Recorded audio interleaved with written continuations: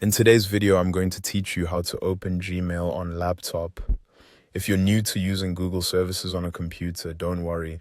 This is a very simple process, and once you do it once, it becomes easy to repeat anytime you need to check your email. I'll walk you through it clearly so you can follow along at your own pace.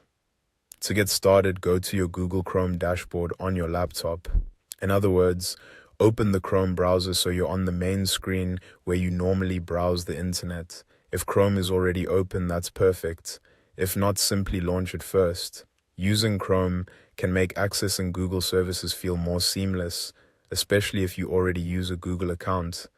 Once you're on the Chrome screen, look toward the top right-hand corner.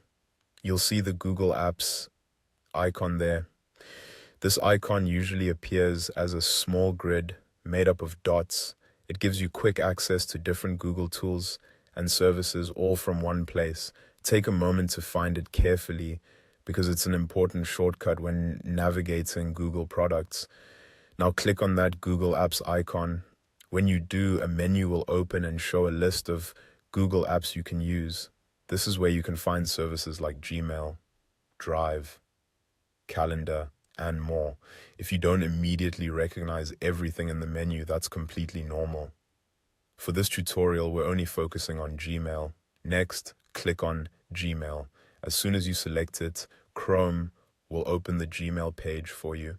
If you're already signed into your Google account, your inbox may appear right away. If not, you may be asked to sign in first before accessing your email. Just follow the on-screen prompts if that happens. And that's it. Once you click Gmail, you've successfully opened Gmail on your laptop. From there, you can read messages, send emails, and manage your inbox. As a quick tip, if you use Gmail often, you may want to bookmark the page in Chrome for faster access later. That way you can open your inbox with just one click next time instead of going through the apps menu again. Thanks for watching, and I hope this helped you open Gmail easily on your laptop.